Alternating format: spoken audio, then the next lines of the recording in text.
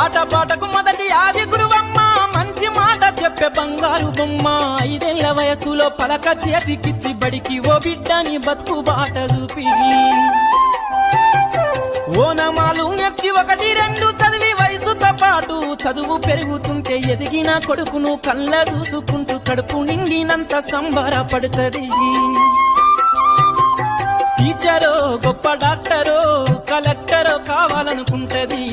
మనసున్న తల్లి మన అమ్మ కమ్మని కలలెన్నో మదిలోన కంటది. జన్మనిచ్చిన అమ్మ రాజ్యబమ్మ కాదు, జగమంత జన్మంత కొలిచేటి దైవము అమ్మా.